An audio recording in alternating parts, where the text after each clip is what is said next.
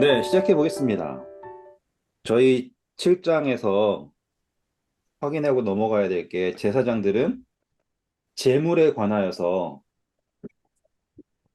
같은 권리를 가집니다. 아시겠죠?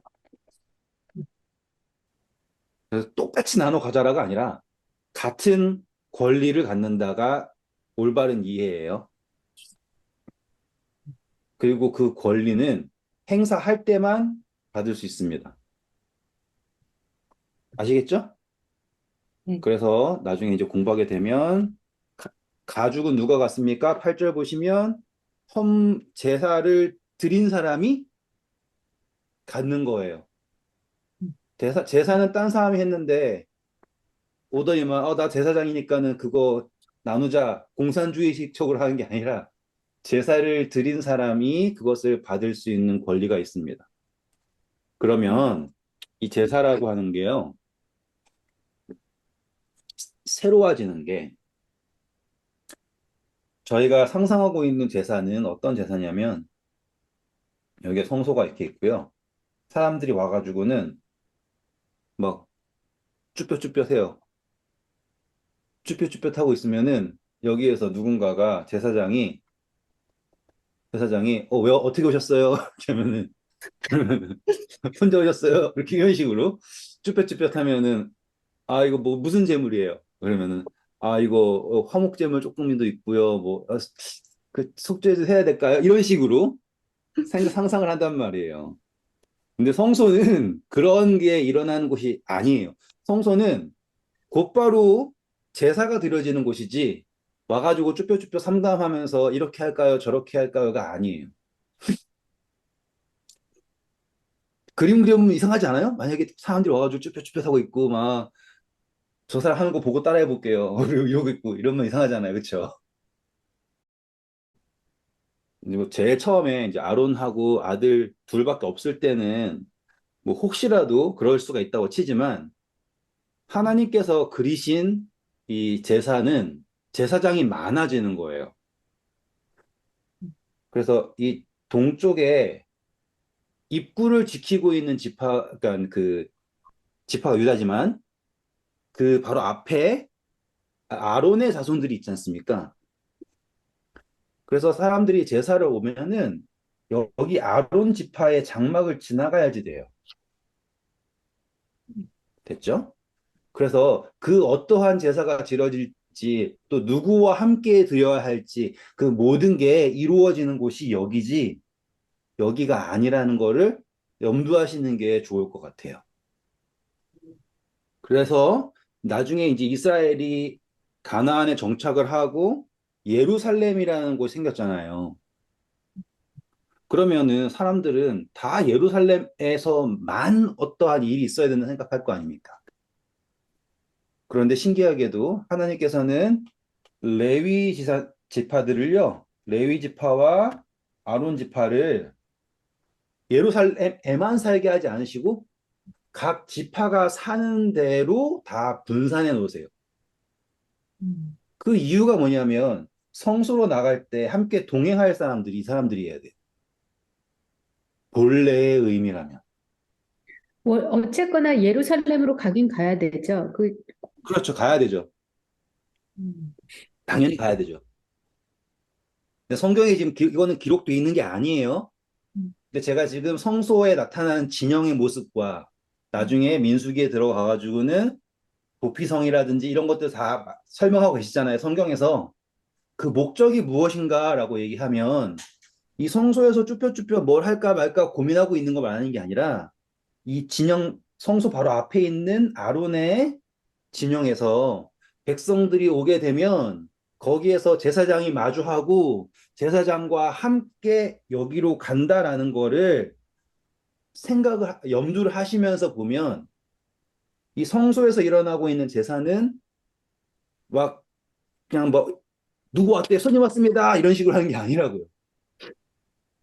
멀뚱멀뚱 앉아 있다가 일어나가지고 오셨어요 오셨어요 오셨어요 자 1번 제사장 가겠습니다 이런 식이 아니라 여기에서 이루어지는 조율되고 함께 동행해서 들어와야지 제사다운 제사가 될 수 있습니다 라고 얘기한 거고요.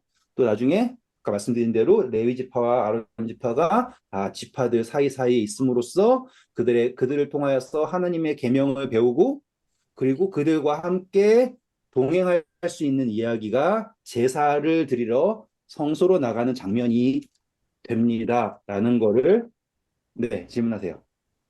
왜 레위 지파랑 아론 지파라고 그래요? 왜 나눠요? 레위는 성소를 섬기는 거고요. 아론은 제사를 섬기는 거잖아요. 그러니까 레위 지파 중에서 아론이 제사장을 택함 받았지만 레위 아, 자손들은 성물을 하잖아요.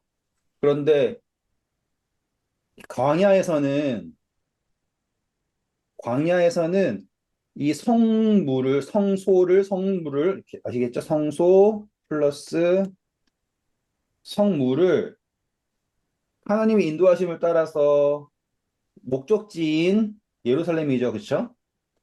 네. 거기로 짊어지고 가는 것이 레위 자손의 업무였잖아요. 이제 예루살렘 성전이 세워지고 나서는 가나안에서 백성들이 하나님의 성소이자 성물이지 않습니까? 음, 그들을 영적으로 짊어지고 성소로 나아가게 하는 게 레위인의 책무가 되는 거예요. 그러니까 같은 성물이에요. 성소고 짊어지는 건 같아요.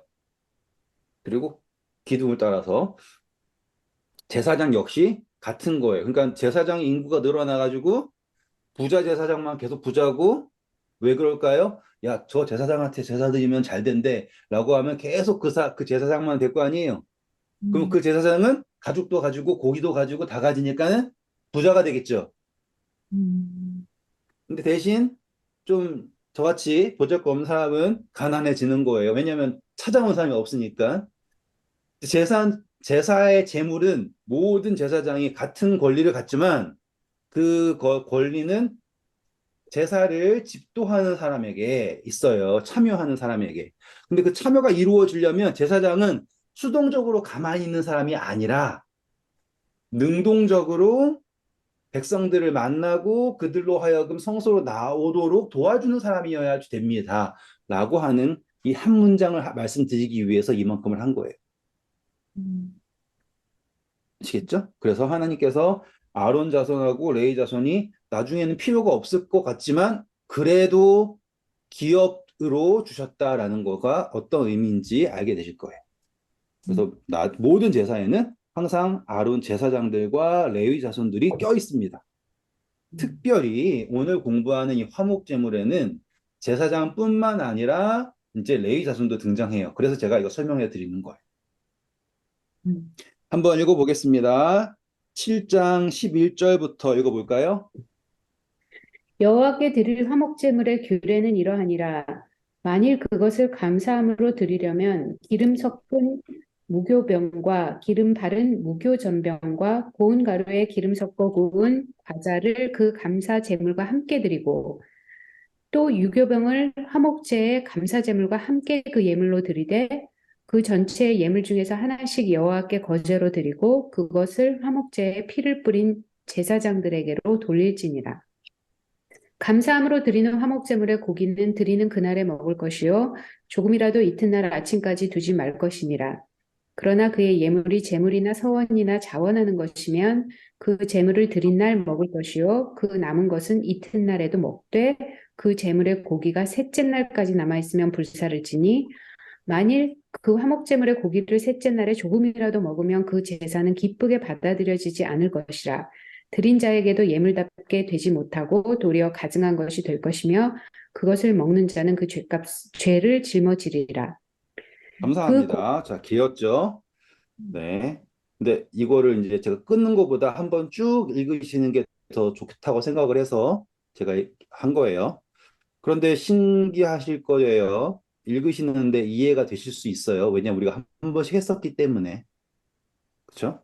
신기하게도 이게 그냥 뭐 어쩌라는 거야가 아니라 예수님이 보이고 그러신다면 그동안 우리가 공부한 게 이제 효과가 있는 거예요. 한번 살펴볼게요. 제일 먼저 우리가 봐야 할 것은 이 사람이 화목제물이에요. 근데 감사, 또는 서원 이런 종류가 화목제물입니다. 그리고 이 감사와 서원은 상호 관계가 있죠. 서원한 것을 지키면 감사할 수 있고요. 또 감사해서 서원할 수도 있고요. 이렇게 하나예요. 그리고 이것의 중요한 점은 관계예요, 관계. 중요합니다. 화목제물을 드린다라는 것 자체가 나타내는 것은 하나님과 제사를 드리는 사람의 관계를 말하는 거예요. 이게 얼마나 중요한지 한번 어, 지나가던 개미가 이미 지사님한테 와가지고는 자기가 물고 가던 빵부스러기인지 뭔지 아니야 애벌레를 하나 갖다 주면서 다 고맙다고 얘기를 해요. 이니 지사님은 어떤 느낌일까요? 이거보다 더 심한 거예요. 아시겠죠? 그 서원한다는 약속을 하는데 이니 집사님 당신의 영광에 힘입어 내가 저 모래알을 옮기겠습니다. 어떤 느낌인지 아시겠어요? 이거보다 더 초라한 게 우리가 서원하는 것이고 우리가 감사하는 것일 수 있어요. 존재적 차이에서. 그렇기에 이게 존재적 차이에, 절대적인 차이에 있어서 화목제물은 의미가 없어요. 뭐 어떻게 따지면은 뭐 속죄제도 그렇고 다 의미가 없겠죠. 와가지고는 제가 어느 날 제 옆에 있는 개미를 밟고 지나갔습니다. 저의 죄를 용서해 주세요. 이런 것도 의미가 없게 느껴지겠지만 화목제물은 어쩌면 더 의미가 없을 수 있단 말이에요. 왜냐하면 여기에는 자원이라고 하는 조건이 들어가기 때문입니다. 화목제물이 강제가 안 되죠. 자, 오늘은 너희는 일주일에 한 번씩 화목제물을 드려라. 그게 아니에요. 화목제물의 그 시작은 속죄제, 속건제라고 하는 거는요. 제가 심리학을 전공한 것도 아니고 뭐 연애 박사도 아니지만 이제 우리가 연인 관계에서 사랑을 하잖아요. 사랑을 하는데 어느 날 뭐 남자라 그럴게요. 남자가 다른 여자랑 바람이 났어요. 그러면은 이 사랑이 깨지죠. 그런데 사랑이 깨지는데 남 바람 핀 건 남자예요. 바람 안 핀 건 여자예요. 신기하게도 잘못은 얘가 했는데 사랑이라고 하는 게 한 명만 잘못해도 깨져버려요. 뭐 어떤 착한 분은 또 끝까지 품어주실 수 있겠죠. 그러다가 이제 이 남자가 바람을 합치다가 갑자기 딱 깨달음이 왔어.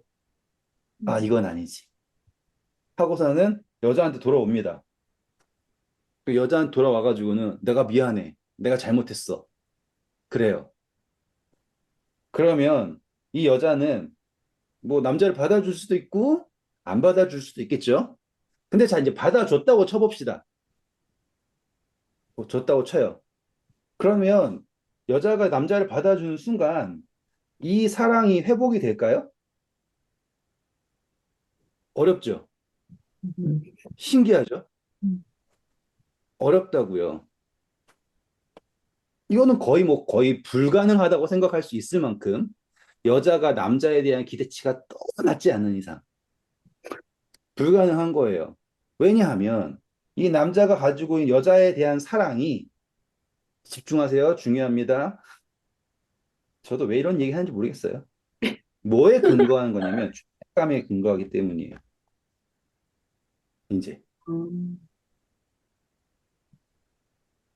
우리가 하나님을 사랑한다라고 하잖아요. 근데 하나님을요 정말로 사랑해가지고는 이러는 게 아니라 어쩌면은 우리가 세상에서 살면서 이제 세상과 바람이 난 거예요. 그리고선 잘못을 했어요. 그래가지고 그냥 죄책감을 잔뜩 안고서는 내가 잘못했어. 내가 이거 뭐 잘났다고 딴 여자 가가지고 뭐 했냐. 이런 후회를 하면서 죄책감하고 후회를 잔뜩 쥐고 와가지고 음, 내가 너를 더 끝까지 너를 사랑해라고 얘기하는 것과 똑같은 게 속죄제, 속건제 같은 거예요. 음, 지금 이해하셨죠? 네. 그러니까 속죄제, 속건제가 정말 좋지만 하나님의 입장에서는 속죄제, 속건제는 남자가 바람피고 왔을 때 여자가 그래 내가 용서해 줄게 라고 했지만은 마음이 아닌 거예요. 근거가 뭐에 근거하니까 죄책감에서 뭐 혹은 뭐 후회해서 여기에 근거했으니까 이거는 그 사람의 마음이 자발적으로 움직인 게 아니라 죄책감이 밀려가지고서는 마지못해서 하는 예배 같은 느낌이에요. 하지만 화목제라고 하는 거는 자원하는 거예요. 좀 다르죠, 그렇죠? 그래서 내가 너를 사랑하기 때문에 너를 위하여서 이렇게 하는 거고, 내가 너의 사랑에 감사한다라고 하는 관계가 더욱더 깊어지는 장면이 화목제예요. 속죄 조건제는 끊겼던 관계를 어떻게 다시 한번 돌아오겠다는 느낌이고, 화목제는 깊어지는 관계라고 생각하시면 돼요. 음, 저도 연애를 못하는 사람이어서 잘 표현은 못했지만 이해하셨으리라 믿고 넘어갈게요. 다들 다 잘 해석하세요. 해석하는 사람이 중요해요. 자, 그래서 이제 이 감사를 드리려고 오는데 12절 보시면 어, 뭘 먼저 준비하라고 나오는 것 같아요? 강조점이. 속죄를 먼저 하라고. 아니요, 12절 보시면 10장 12절 보면은 고기를 말하고 있어요. 떡을 말하고 있어요. 떡. 떡을 먼저 얘기하고 있죠, 지금. 음, 앞에 쭉 넘어가셔서 3장 가보실게요. 3장에서 강조하는 1절 보시면 강조하는 게 뭐예요? 고기죠. 음, 그렇죠? 3장 1절부터 17절까지 눈으로 쭉 보세요. 강조점이 뭐예요? 고기. 고기죠. 맞아요? 희생 제물이에요. 강조점이. 음, 다 눈으로 따라오셨죠? 네. 그리고 이 희생 제물을 드리는 게 나중에 죄원물을 드리는 속죄제 드릴 때 기본적인 방법이 이 죄송합니다. 화목 제물의 방식이잖아요. 근데 넘어와서 7장에서 12절부터 나온 거 보면은 고기가 중요해요. 먼저 고기가 강조점이에요. 떡이 강조점이에요. 떡이 강조점이니까 빵이 강조점이에요. 음, 되셨죠? 음, 자, 왜 그러냐면 이 화목제에서 제물도 중요하지만 화목 제물도 중요하지만 소제물이잖아요. 소제. 이 소제물을 다시 표현하면 음식 헌물이죠, 음식. 이 음식을 어떻게 준비할 것인가라고 하는 거를 강조하고 있는 거예요. 왜냐하면 후반부에 보시면 함께 먹어야지 되거든요. 음, 음, 이해되셨죠? 자, 이제 볼게요. 어떻게 준비하냐? 눈으로 따라오시면 됩니다. 강조점은 누룩을 넣지 말아라. 무교병이에요. 음, 그렇죠? 누룩이 없는 것. 그리고 거기에서는 뭐 기름을 하고 뭐 하고 다 가능합니다. 그런데 13절 한 번만 더 읽어볼까요?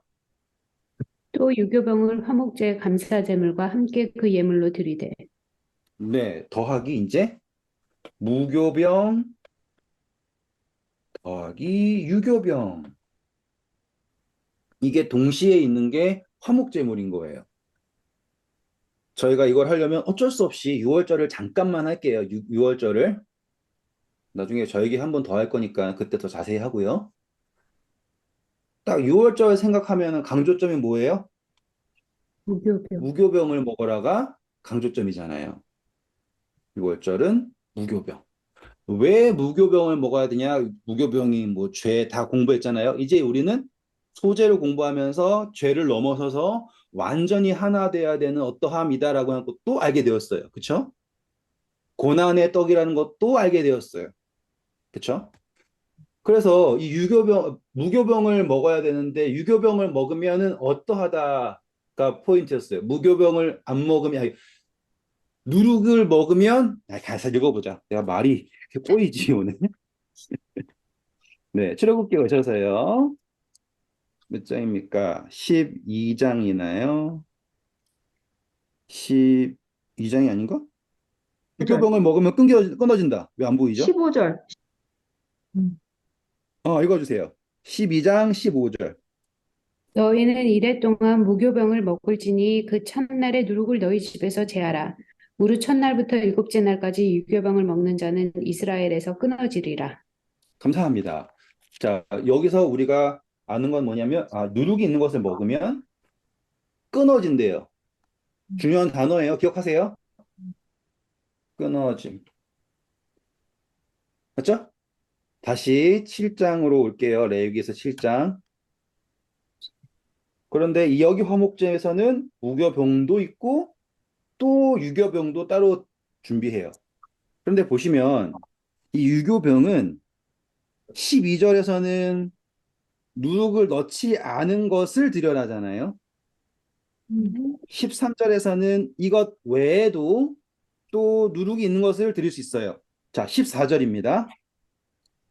그 전체 예물 중에서 하나씩 여호와께 거제로 드리고 그것을 화목제에 피를 뿌린 제사장들에게로 돌릴지니라.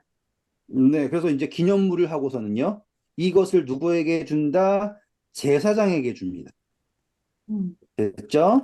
그리고 나서 15절 보시면 이제 먹는 게 나와요. 이거 볼게요. 감사함으로 드리는 화목제물의 고기는 드리는 그날에 먹을 것이요 조금이라도 이튿날 아침까지 남겨 두지 말 것이니라. 네, 자, 이거는 딱 보는 순간 6월절 기억나죠? 음, 네. 6월절도 그날 먹어야 되고요. 다음 날까지 남겨두면 안 되잖아요. 그렇죠? 음, 그래서 이걸 다 먹어야 되는데 중요한 거예요. 이제 보세요. 6월절에서는 무교병만 먹었어야 되는 건데 음, 이거는 제목 자체가 화목제예요. 화목제의 핵심은 관계가 있다라는 거죠. 되셨습니까? 관계가 있다라는 거예요. 그래서 우리가 예수 그리스도와의 관계가 있다라는 것이 전제가 되었을 때 유교병은 문제가 되지 않는다라고 하는 이해가 된 거예요. 음, 여기까지 질문. 없으세요? 네. 네. 그러면 그 다음이에요. 자, 이거를 이제 먹어야 되는 거잖아요. 먹는데, 먹는 거를 바로 그날 먹어야지 된대요. 그러면 아끼거나 뭐 남을 줄까 말까 고민할 필요가 있어요? 없어요? 절대 없죠. 바로 그날 먹어야 되는 거에 가장 유명한 게 만나예요. 음, 만나도 한 호멜씩 가져오는데 그거를 더 먹으려고 할 필요도 없어요. 이게 내 거라고 주장할 필요가 없어요. 화목제물은 만나와 같은 거고요. 유월절 어린 양과도 같은 거고요. 연결시킬 수 있죠? 네. 근데 예수님이 다 자신을 표현하실 때 내가 하늘로부터 온 산 떡이다. 유월절 양이다. 이런 표현 다 하셨잖아요. 예수님이 직접적으로 내가 유월절 양이다라고 하신 적은 없어요. 침례 요한이 했긴 했지만 중요한 것은 여기에서 나오는 화목제물에서 나오는 모든 상징들은 다 예수 그리스도이고 그것을 사람들이 먹어야 한다가 중요한 거예요. 그 다음 볼게요. 그러나 그의 예물의 제물이 서원이나 자원하는 것이면 그 제물은 제물을 드린 날에 먹을 것이요 그 남은 것은 이튿날에도 먹되 그 제물의 고기가 셋째 날까지 남아 있으면 불사를지니. 네, 자, 모든 음식이 남으면 불태워야 된다. 이거는 6월절부터 다 공통이에요. 남은 음식은 다 불태워야 된다. 공부했죠? 하나 되지 못한 것은 다 불타야 한다. 먹는다라는 것은 무엇이라고요? 하나 된다고요? 하나 되지 못한 것은 불타야 한다라고 하는 개념이 여기에도 등장해요. 그런데 여기에서 새롭게 등장한 것은 서원하는 거랑 또 뭐였죠? 자원하는 것. 같은 표현인 것 같지만 모르겠어요. 어떻게 다르다 설명해야 될까요? 서원하는 거랑 자원하는 건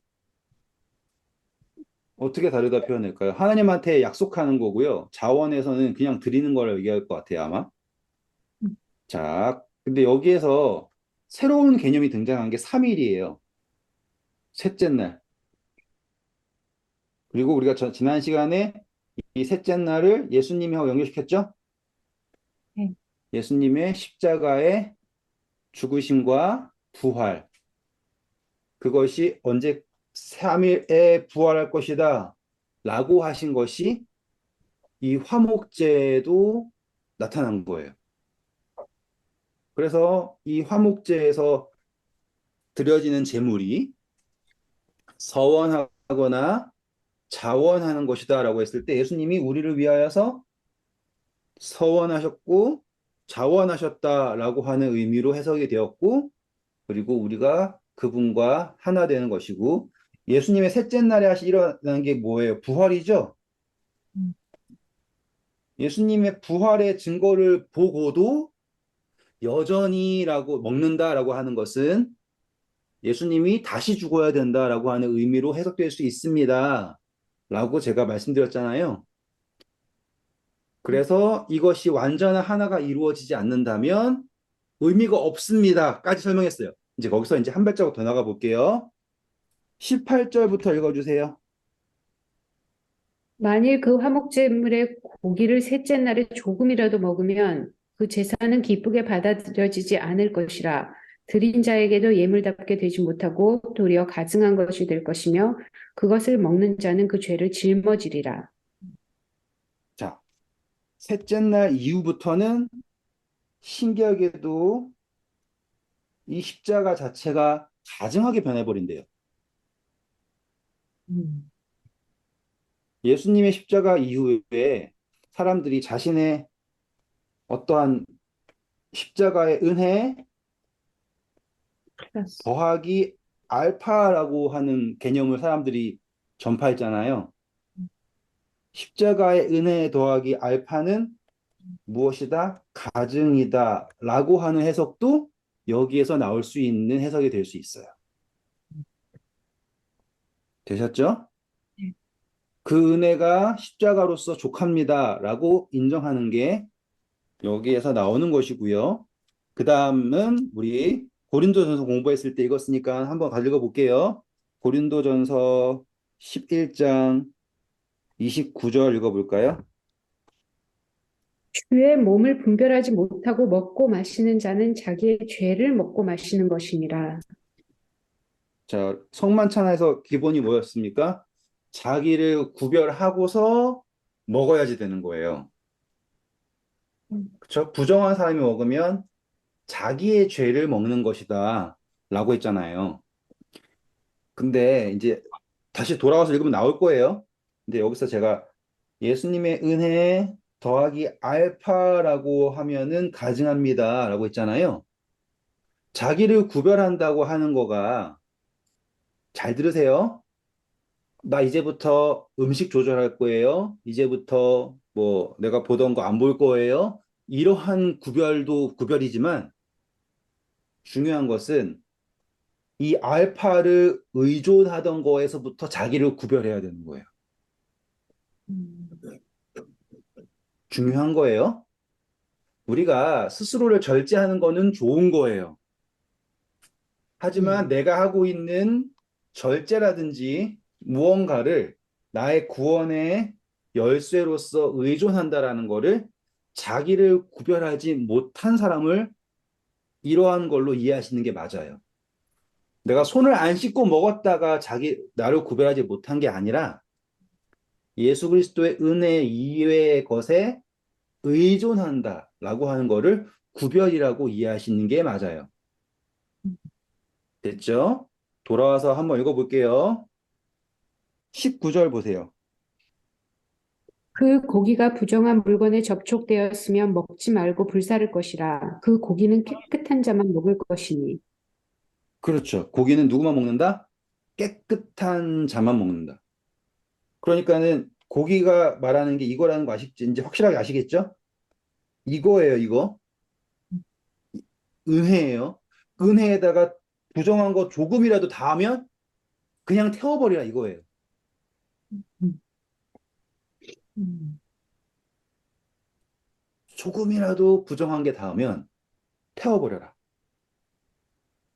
그리고 그걸 먹는 사람도 거룩한 사람이 먹는 것이다. 구별된 사람이 먹는 것이다. 화목제물이 십자가다라는 게 분명하게 보이시죠? 네. 20절 볼게요. 만일 몸이 부정한 자가 여호와께 속한 화목제물의 고기를 먹으면 그 사람은 자기 백성 중에서 끊어질 것이요. 그렇죠. 6월절하고 똑같죠. 누룩이 있는 것을 먹으면 백성 중에서 끊어진다. 고린도에서도 말한 거, 고린도 전서에서 말한 것처럼 자기를 구별하지 않고 먹으면 자기 죄를 담당한다. 다 같은 표현인데 여기에서 부정함은 100번 강조해도 모자라지 않아요. 이걸 말하는 겁니다. 음, 죄인이 못 먹는다가 아니에요. 음, 왜냐하면 죄인은 성소의 입장에서는 성소의 개념에서는 죄인은 아무런 제약이 없는 존재예요. 용서하면 그만이잖아요. 음, 그렇죠? 음, 우리 입장에서는 죄인은 진짜로 마른 하늘에서 날벼락 맞아가지고 죽을 놈 이런 식으로 설명을 될 수 있지만 성소의 입장에서의 죄인은 죄인이 성소로 나왔다라는 것만으로도 이미 모든 게 해결이 되었단 말이에요. 그럼에도 불구하고 부정함이라고 하는 것은 무엇일까? 지금 이 화목제물이 드려진 곳이 어디예요? 성소죠. 지금 성소에 나와서 화목제물을 함께 먹으려고 하는 사람이 여전히 부정함을 가지고 있다라는 게 개념이 성립이 되세요? 안 되죠. 성소로 나와서 가장 먼저 찾아야 될 것이 정결함을 받는 것인데 성소에 나와서도 여전히 부정함을 붙들어 매고 있다라고 하는 거는 이 사람의 고집인 거예요. 음, 이게 왜 가증한지 아시겠죠, 이제? 음, 목이 뻣뻣한 백성, 돌같이 굳은 마음. 맞죠? 자, 혼인잔치의 비유에서도 잔치가 다 배설되고 모든 사람이 다 예복을 입고 있는데 한 사람이 끝까지 안 입고 있었죠. 그게 바로 은혜를 안 받고 계속 이 플러스 알파에 집착하고 있는 가증한 사람이 된 거예요. 음, 그 사람은 울면서 이를 갈아요. 보통 이 가는 사람은 억울한 사람이죠. 뭐가 억울할까요, 대체? 바깥에 쫓겨나서 울며 이를 간다라고 하는 표현이 나오는데 제가 그거에 대해서 원어적 의미를 정확하게 해석하는지는 모르겠지만 항상 모든 비유에서 다 바깥에 쫓겨나가지고는 억울해하고 있어요. 분해하고 있다고요. 가인이 아벨을 죽이고서도 오히려 너가 만약에 선을 행한다면 너가 왜 얼굴을 들지 못하겠느냐? 예수님께서 하나님 말씀하셨잖아요. 그 안에 뭐가 있어요? 이상한 분노가 있죠. 사단이 뭘 그렇게 잘못했냐? 우리가 모를 수 있어요. 우리 입장에서 사단이 다 망가뜨려 놨으니까 사단 잘못이에요. 라고 할 수 있지만 사단의 입장에서는 그렇지 않은 거예요. 사단의 입장에서는. 예를 든다면 집사님이 개미 그 개미 집에다가 개미약 뿌려가지고 개미 집에 있는 개미를 다 죽였어요. 어떤 느낌이에요? 별 상관없잖아요. 개미가 죽든 말든이라고 하는 음, 그 정도의 관계가 없어요. 사단이 인류에게 집착하는 이유는 음, 하나님이 하나님의 형상을 가진 인간들에게 애착이 있기 때문에 우리를 어떻게든 집착을 해가지고 괴롭히는 거예요. 음, 사단이 욥을 그렇게 괴롭혀서 사단이 뭐 집 하나 샀대요, 새로? 아니잖아요.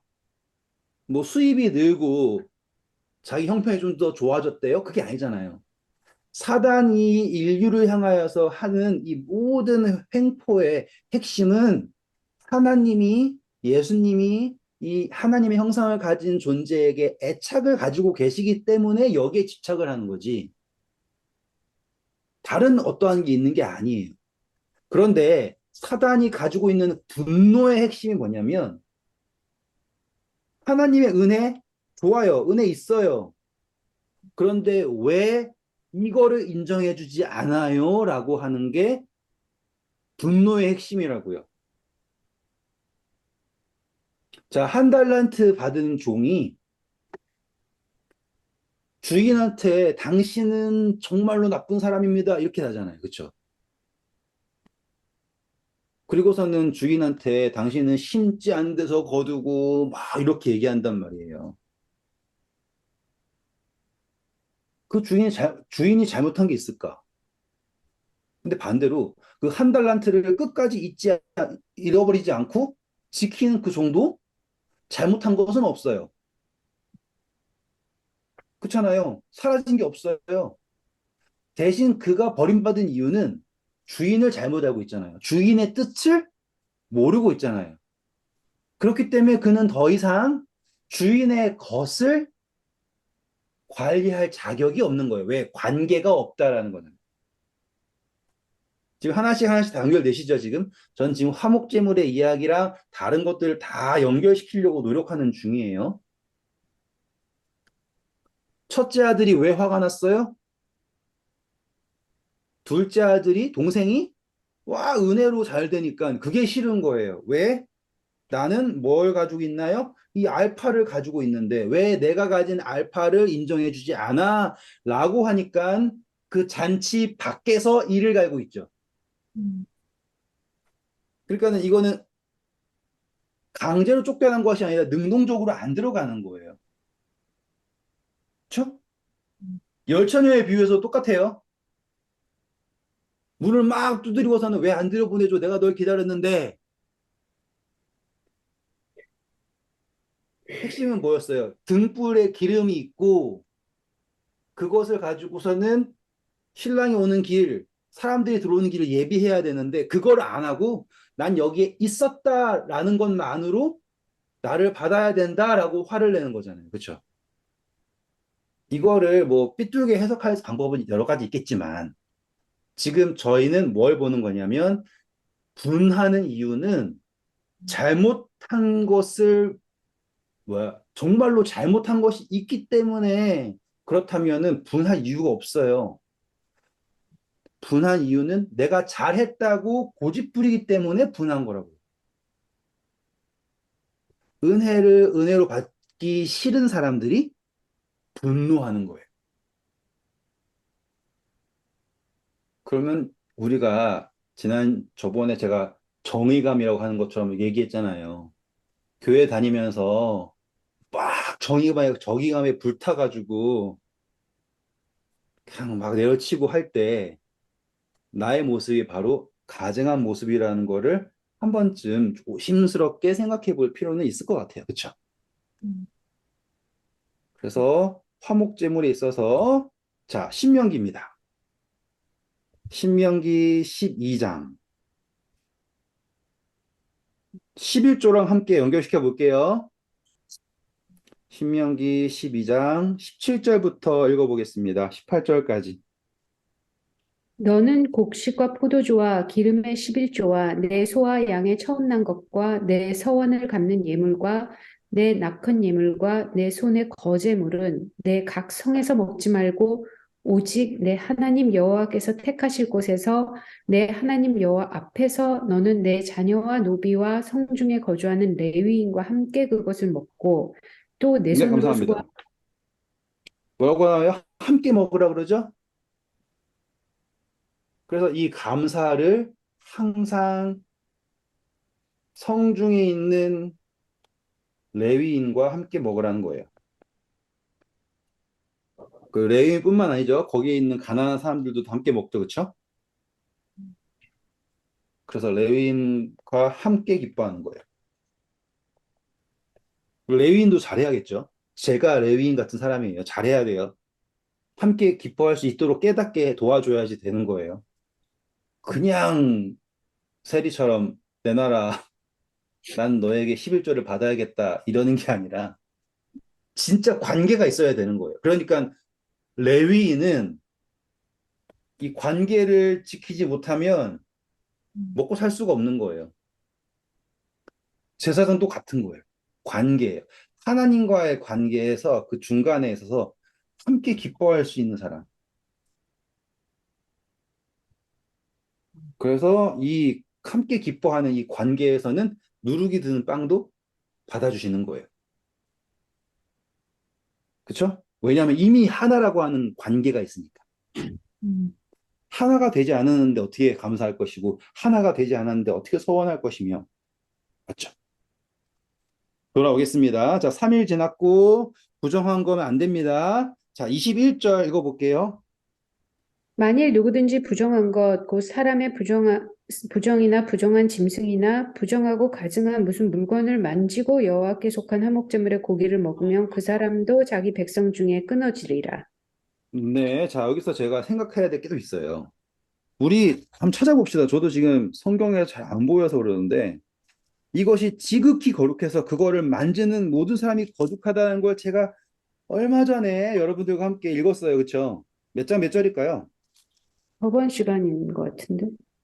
음, 그러니까 어디 있어요, 그게? 지극히 거룩해서 만지는 모든 사람이 거룩해진다라고 하는 게 어디 있죠?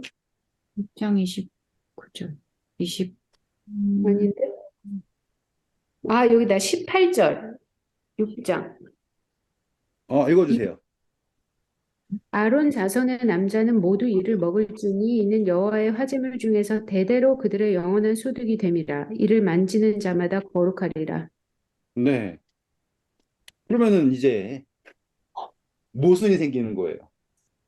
만지면 거룩해지는 게 있고, 음, 만지면 부정해지는 게 있네요. 그러면은 부정한 걸 만진 사람이 만지면 거룩해지는 거를 만졌다가 무슨 태그 틱틱틱 이런 식으로요. 어떻게 생각하세요? 만지고, 아니, 만지는 거는 괜찮은데, 만지고 고기를 먹으면이잖아요. 잘 집으셨어요. 부정한 거를 만지고서 그래도 나는 괜찮다라고 먹으면 끊어지는 거라고요. 내가 부정한 걸 알아요. 거룩하게 되기 위하여서 제물로 나아가는 건 맞는데 내가 부정하는 걸 알아요.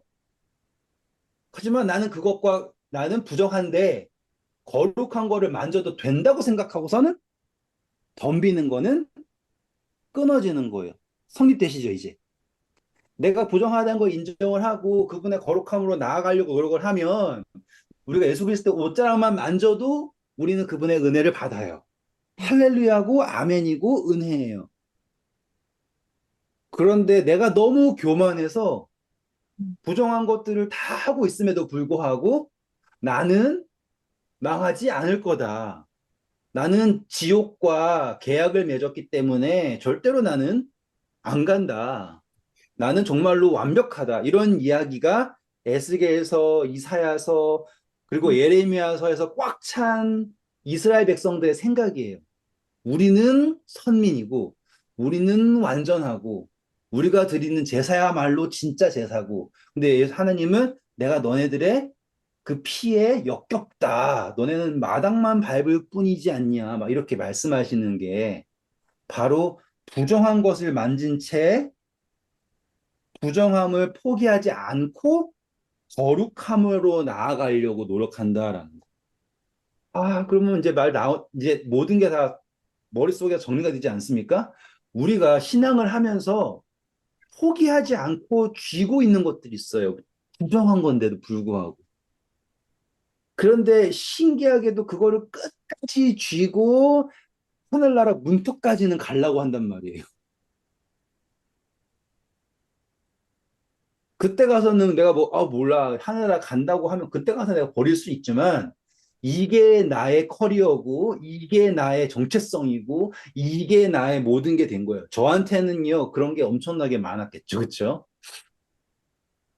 제가 말씀드렸잖아요. 저 기만식이었다고요. 저는 거기에 대한 자부심이 엄청났어요. 근데 아니에요.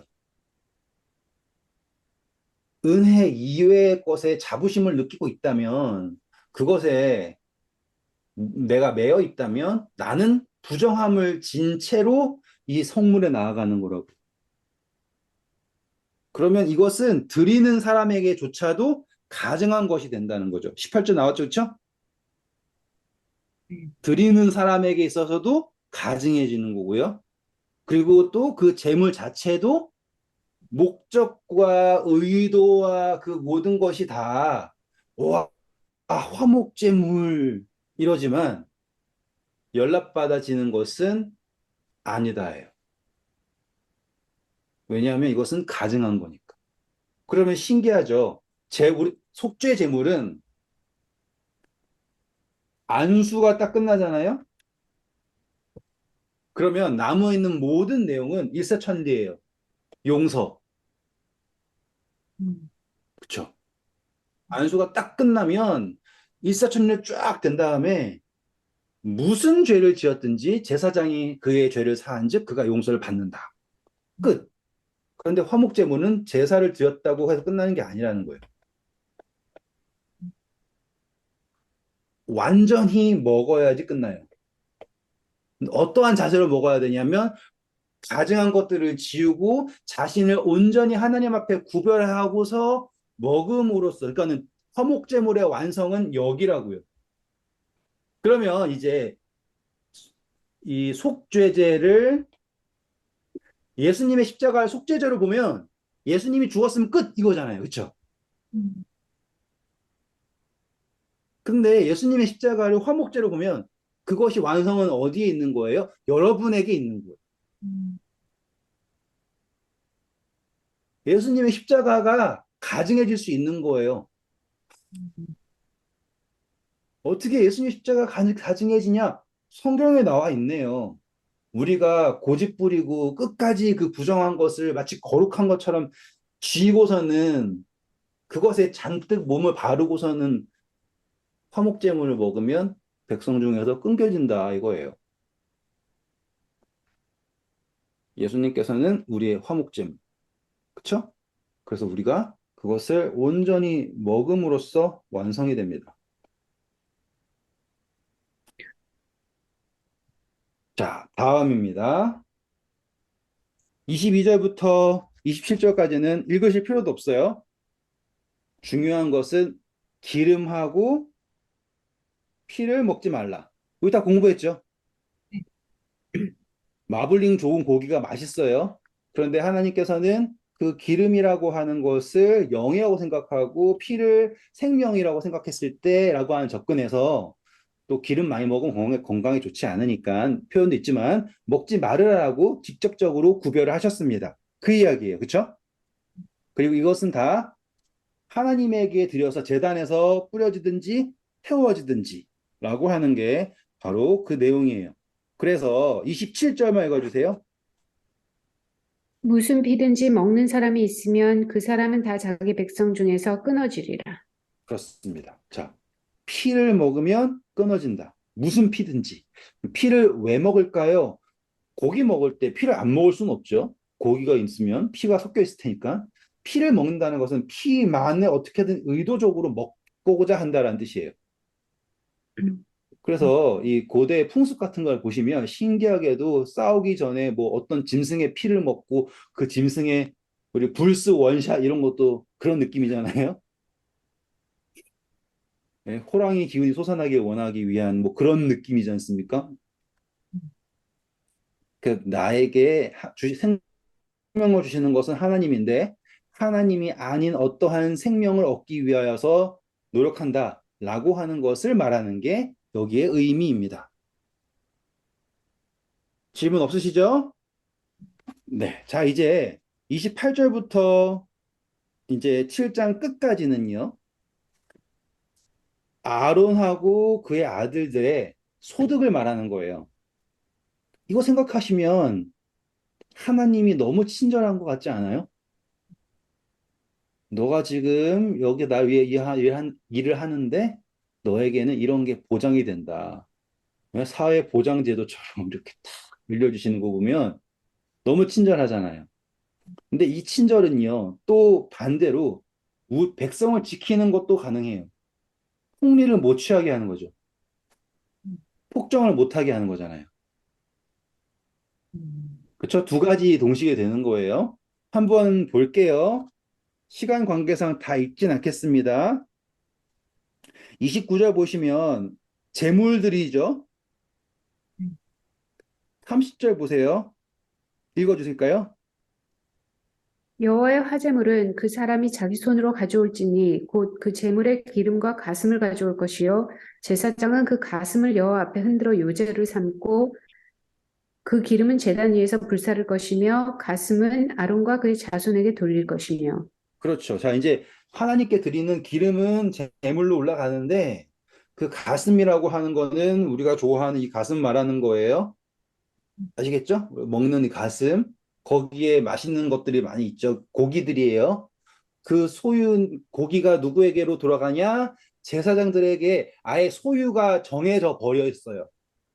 그리고 가슴에 이제 우리가 이해해야 될 거는 거기에 이제 심장이 있고 장기들이 있잖아요. 그래서 뭐라고 생각하냐면 생명을 가지고 있던 곳이 가슴이지 않습니까? 여기에. 그렇게 이해하시는 거예요. 음. 이제 또 좀 있다가는 이제 오른쪽 뒷다리 나올 거예요. 그것 때문에 그러는 거예요. 거기에 관련된 것은 아론의 소유이다라고 정하신 거예요. 장기, 생명 이렇게 이해하시면 되고요. 그 다음에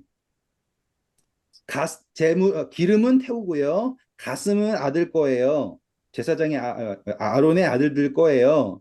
32절 보시면 뭘 가지라 그래요, 이제? 오른쪽 뒷다리. 오른쪽 뒷다리가 나오죠? 오른쪽 뒷다리는 이제 다리가 있으면 우리가 몸을 나눌 때 소가 이렇다고 쳐요. 죽었어요. 이렇게 나눴을 때 생식기가 있는 쪽을 오른쪽 뒷다리라고 하는 거예요. 생식기를 정확하게 자른 게 아니라 거기를 같이 붙여서 자르는 것을 오른쪽 뒷다리라 하고요. 자, 이제 거제랑 요제 할 거예요. 거제는 들어 올리는 거고요. 요제는 뭐예요? 흔드는 거. 이렇게 흔드는 거예요. 전제는 음, 붓는 거고, 이렇게. 전제는 붓는 거. 그래서 거제는 들어 올리는 거예요. 요제는 흔드는 거예요. 거제는 들어지는 거고요. 올려지는 거고요. 요제는 움직이는 거예요. 음, 아시겠죠? 상징이 뭐라고요? 거제는 들어 올려서 들여지는 거고요. 상징적으로 요제는 움직이는 거예요. 그러면 영적으로 적용을 하면 하나님께 바쳐지는 것, 그리고 하나님의 뜻을 따라서 움직이는 것이라고 생각하시면 돼요. 정확한 의미는 아무리 주석을 찾아보셔도 음, 찾기 어려우실 거예요. 요제를 이렇게 흔드는 거예요. 이렇게 흔드는 거예요. 이렇게 흔드는 거예요. 별의별 생각을 다 할 수 있지만 흔든다라는 의미에서는 움직인다로 하시는 게 가장 합리적인 이해라고 저는 생각을 합니다. 그래서 아론이 가질 때 들어 올리고 하나님께 드리고 받는 거예요. 그러니까는 아론이 받는 것이 하나님이 받으시는 것과 같은 의미고요. 음, 됐죠? 그래서 이거를 이렇게 해서 받는 거예요. 음.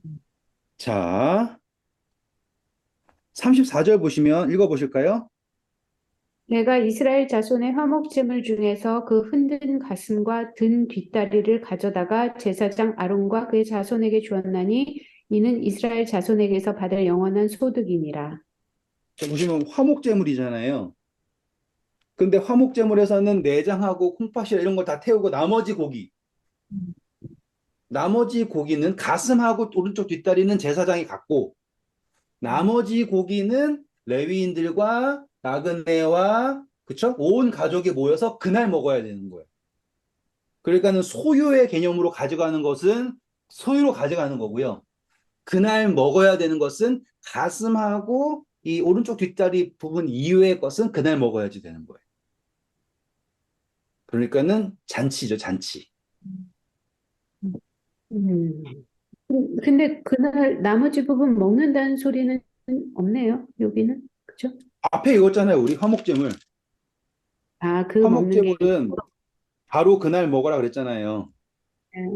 15절, 7장 15절. 감사로 드리는 화목제물은 바로 그날 먹어라. 서원이나 음, 자원은 3일까지는 먹을 수 있다. 이렇게 하셨잖아요. 네. 그렇죠? 뭐 이렇게까지 자세하게 하는 이유는 다음에 읽으실 때 이게 뭔 소리야 하지 않게 하기 위해서 하는 것뿐이에요. 이렇게까지 자세하게 아실 필요까지는 아직은 없을 것 같긴 해요. 하지만 재미있잖아요. 자, 그래서 아론의 소유가 정해졌고 소유 이후의 것은 화목제물일 때 그날 먹어야지 됩니다. 그죠? 자, 그래서 35절부터 강조점이 뭐냐? 그들의 몫이에요. 아시겠죠? 근데 그 몫이 무엇을 근거하느냐가 중요합니다. 35절 읽어볼게요. 이는 여호와의 화제물 중에서 아론에게 돌릴 것과 그의 아들들에게 돌릴 것이니 그들을 세워 여호와의 제사장의 직분을 행하게 한 날, 곧 그들에게 기름 부은 날에 여호와께서 명령하사 이스라엘 자손 중에서 그들에게 돌리게 하신 것이라. 대대로 영원히 받을 소득이니라. 제가 35절을 킹제임스를 읽어볼게요. 이것은 주의 화제 헌물 중에서 아론의 기름 부음과 그의 아들들의 기름 부음으로 인한 몫인데 그가 그들을 주께 드려 제사장 직무로 삼게 한 날 이렇게 나왔어요. 음, 기름 부음을 근거한 몫이에요. 이 몫을 얻는 것은 오로지 기름 부음을 받았기 때문에 이 몫을 얻게 된 것입니다. 그래서 37절, 38절은 이것은 다 어떠한 제물을 드릴 때 이렇게 드려라 저렇게 드려라 라고 하는 것에 관한 법이고 이것을 신의 광야에서 이스라엘 자손에게 하나님께서 알려주신 것입니다. 라고 하는 거가 이 성경절에 나오게 된 거예요. 음, 자, 우리는 이제 7장까지 하면서 정말로 어렵다고 유명한 제사법을 진짜로 처음부터 끝까지 한번 한 거예요. 짧게 복습하고 끝낼게요. 번제는 뭐였어요? 태운, 전부 다 태우는 거예요. 그쵸? 번제는 전부를 제단 위에서 태우는 거예요. 그런데 태울 때 하는 행동이 뭐예요? 안수하고요, 가죽 벗기고요, 각 뜨고, 각을 뜨고요, 그 다음에 네, 씻죠? 그쵸? 안수하고 죽이면 피를 제사장이 그리고 나무랑 불 준비하죠? 맞습니까? 그래서 이 내용들을 다 봤을 때 재물에 관한 모든 것은 다 죄인이 재물을 드리는 사람이 하고 제단과 관련된 모든 것은 제사장이 하는데 이 모든 것을 제사장과 재물을 드리는 사람이 동행하고 있습니다. 라고 하는 걸 공부했어요. 그리고 오늘 공부한 것처럼 이것은 성소 안에서 그냥 그때 즉흥적으로 되는 게 아니라 함께 동행하고 왔을 것이다 라고 하는 것도 묵상하게 되었고요. 그렇죠? 자, 그 다음에 이제 죄 재물, 속 건재물 할게요. 화목제는 할 필요가 없잖아요. 지금 우리 공부 다 했으니까.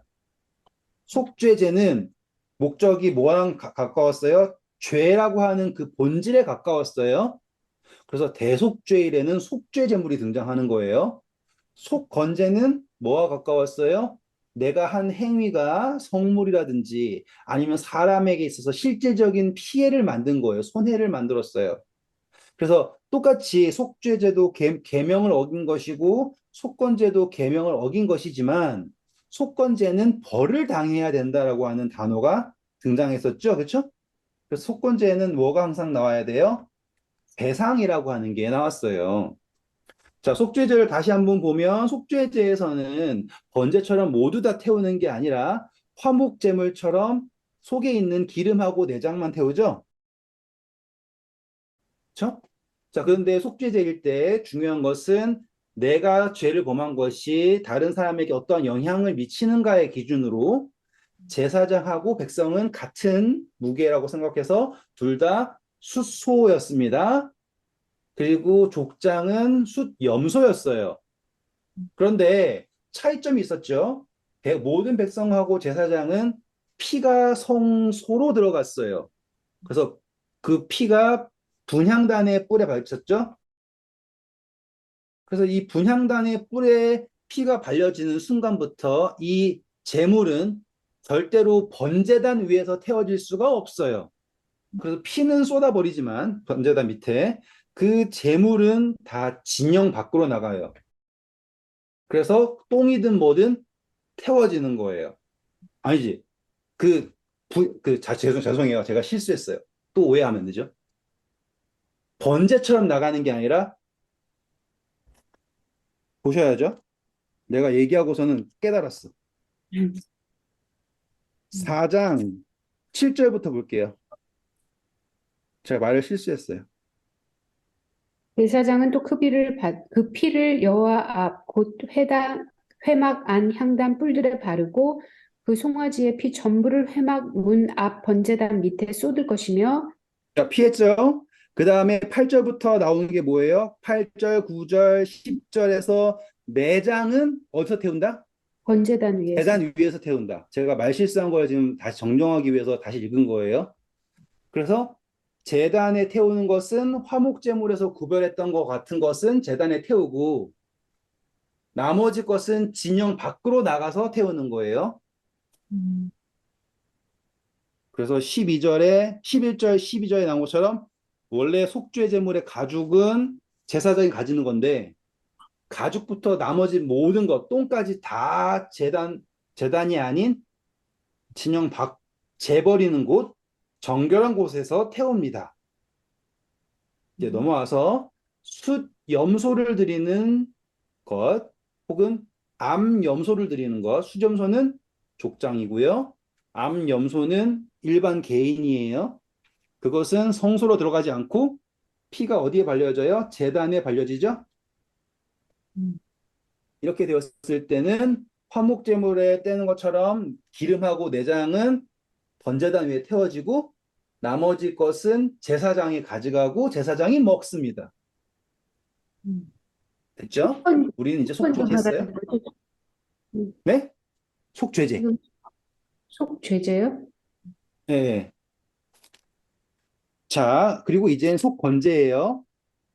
그러면서 제가 속죄제 할 때 염소라는 걸 강조했죠. 그렇죠? 속죄제에서 등장하는 것은 염소예요. 암양은 예외적인 호용이지 원래는 염소예요. 그런데 속건제에서는 배상이라는 개념이 등장하고요. 이제는 숫양이에요. 기억나시죠? 그래서 속건제에서는 숫양이 준비가 되고요. 7장 7절 한번 읽어볼까요?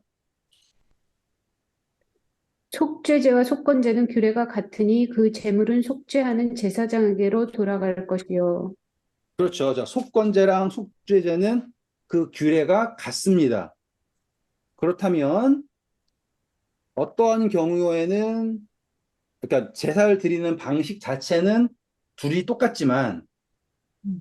여기에서 강조점은 배상이라고 하는 것이 들어가고 염소가 아닌 양이라고 하는 개념이 들어간다라고 하는 게 됐어요.